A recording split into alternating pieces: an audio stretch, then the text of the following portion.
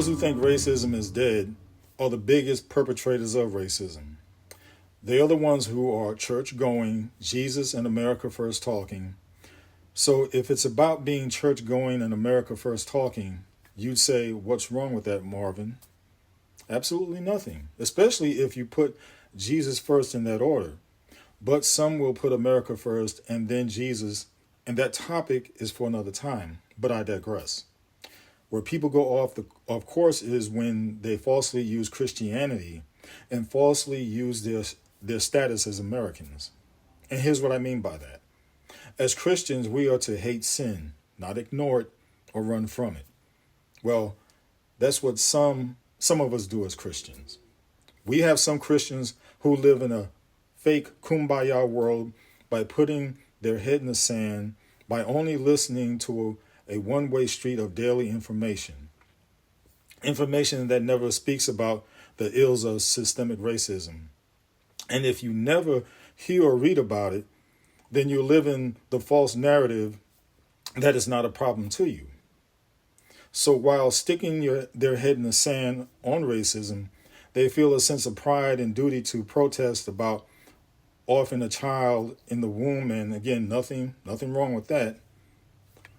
I think to offer baby in the womb is wrong, but there should be stipulations. When it comes to rape or medical use with the mother, which could potentially end her life, and with that, I say, leave those decisions up to her and God. But again, I digress because that's another topic to tackle, even though I quickly gave my well thought out opinion on it. So yes, offering a baby is the rallying cry of civic duty as Americans for certain Christians, and again, nothing wrong with that, but let's keep that same energy when there's injustice like the murder of Sonia Massey. There was no outcry of justice by a certain segment of society, and it wasn't blasted all over certain news outlets. You know why? Because all I heard was crickets when it came to their activism. And with these Christians, racism is not looked upon as sin. It's something of a passing issue that we need to get over because in their minds, it doesn't matter or exist. And these same Christians are locked into one political party, and it should be noted, neither party has a Christian magic seed within it. Both sides present Christian ideals while both display a decorum or lack of Christian fundamentals. I'm neither Republican nor Democrat, liberal or conservative, in the sense of being straight-laced with either. I'm about Jesus first. As Americans, we become delusional into thinking everything is equal when it comes to the fair treatment of its citizens. And I'm here to remind you, systemic racism has always been the game. It's just that the rules and players on top have varied and adjusted through the decades. So dare not say racism is not about the Bible or Christianity because it's sin and it's of Satan. Enough said. Heal Reparations finds new supporters by Kevin Merida or Merida. I don't know how to pronounce it. Forgive me, please. Kevin. Last name is Merida. On page 26 and 27, it says, and I quote, quoting from Emerge magazine, for the past 8 years, one bill has proved too hot for floor debate, too hot for the hearings, simply too hot for Congress to touch, regardless of whether Republicans or Democrats are in charge, known as the Commission to Study Reparations Proposal for African Americans Act. That's Conyers, Democrat from Michigan. It is his efforts to force a national discussion about the lasting effects of slavery and whether descendants of American slaves should be compensated. Conyers, who is beginning his 32nd year in the House and is the ranking Democrat on the Judiciary Committee, hasn't pushed the bill lately because he realizes there is virtually no chance of it moving in the Republican-controlled Congress. He couldn't even get the bill out of the Judiciary Committee when it was chaired by Democrat Jack Brooks of Texas. Republican Chairman Henry J. Hyde, Hyde.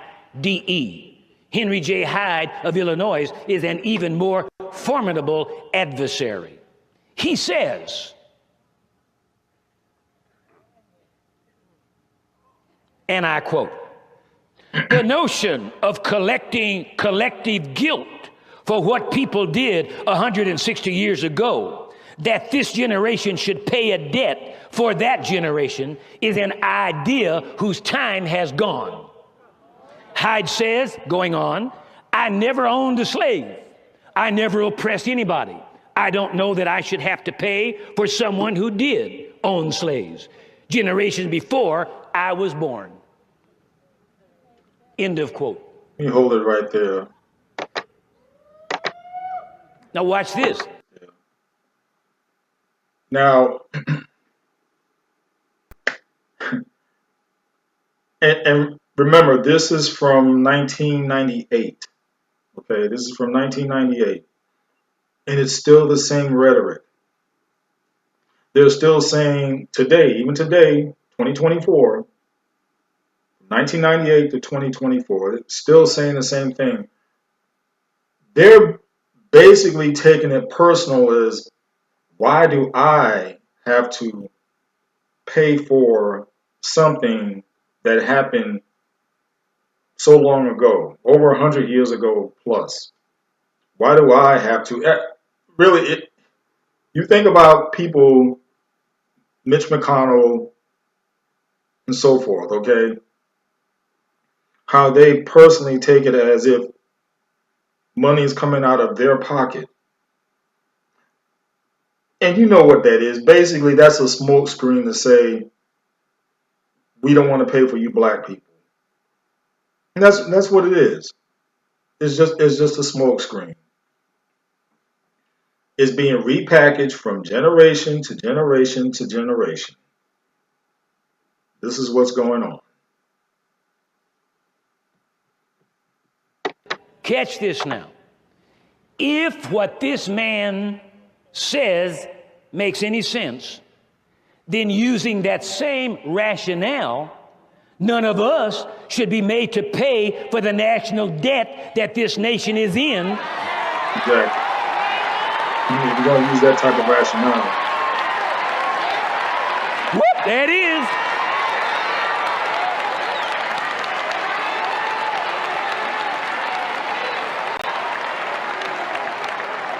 Listen now. Using that same rationale, none of us today should be made to pay for the national debt that this nation is in, or for the wars this nation has gotten us into without asking us citizens, that is, if we wanted to. Right. And we're still paying. Exactly. So if you're going to be an American citizen, you got to pay your dues. You got to pay your taxes. Well, it's the same thing there. Boy, I got the best illustration in all the world for you.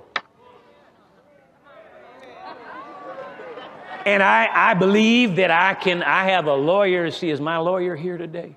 Yeah, yes. Chief counsel is here. I want to be right. I mean, I could be wrong. Sometimes I get things mixed up. But if I understand a little bit about law, that if somebody dies and leaves a will and bequeaths to the people left over, property, land, whatever, company, whatever. If it's been left to you and you intend to receive it, you got to take it with all of the liabilities that go along with it. Is that correct, sir? Now, here's my point. Perfect, classic example in living color. We, Crenshaw Christian Center, bought this property, which was formerly the original home of Pepperdine University. 32 acres here in the heart of the city. When Pepperdine was given the land out in the Malibu area, and they decided to relocate and began to build their campus out there, they left this property, put it up for sale. There were certain things that should have been done. Normally, whenever you sell property, you fix it up so that you can get the best price for it as you put it on the market. They left this thing looking like a dog with great big fleas. It was a dump, but it was the land that we needed to do what we needed to do. Also, there was a legal situation that was involved.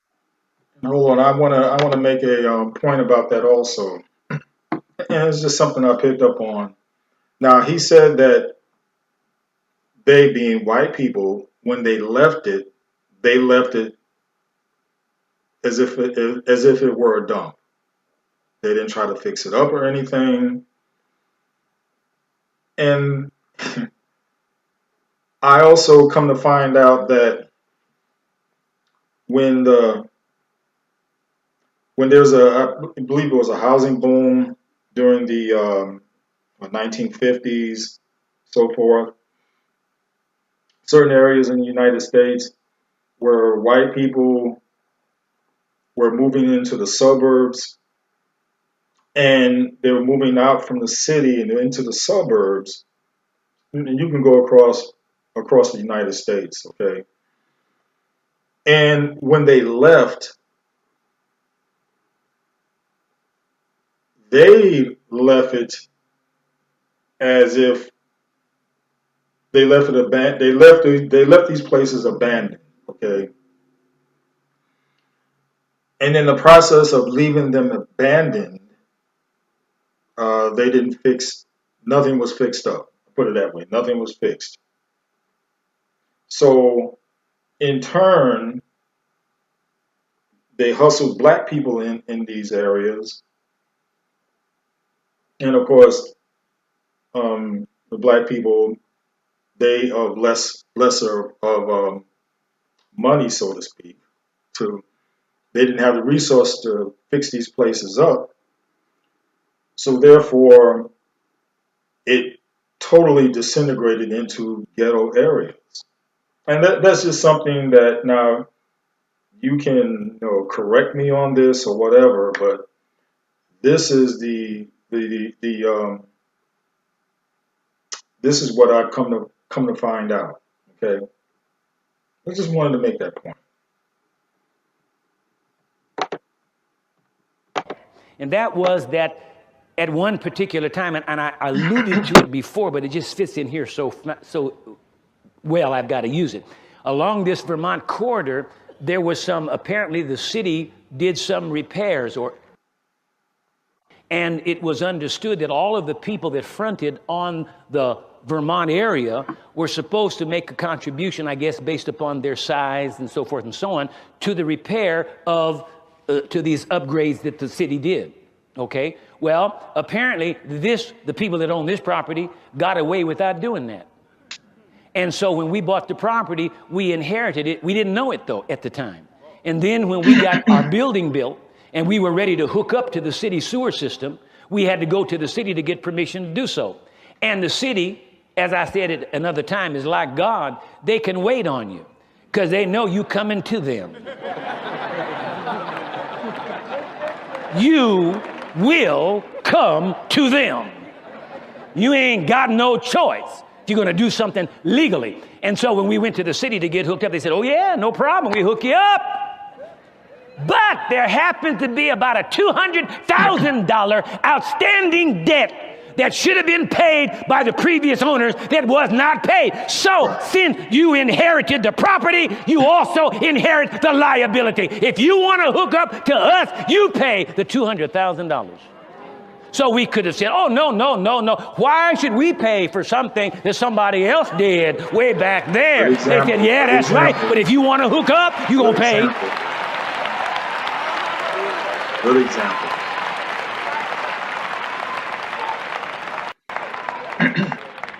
Anytime you inherit anything, you inherit all the liabilities that go along with it, or else you got to say, I don't want it. I won't take it. Then you scot-free. Right.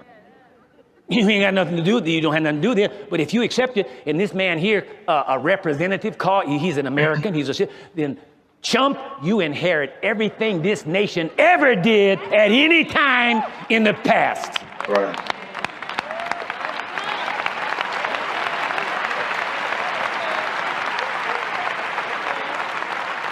Yes, you need to pay for slavery. Yes. Your grandparents and your great-great-great-grandparents, they did it. Yes. And you ought to pay. Just like you paying for everything else that your great-great-grandparents did. Come on. Come now. on. Come on. All the contracts and legal paraphernalia that they did with other nations and countries has bound the United States by certain limitations. You have inherited that. How come you don't squawk about that? Right. Only about paying for slavery you squawk about. Exactly. Amen, Pastor. America, your problem is you need to get saved.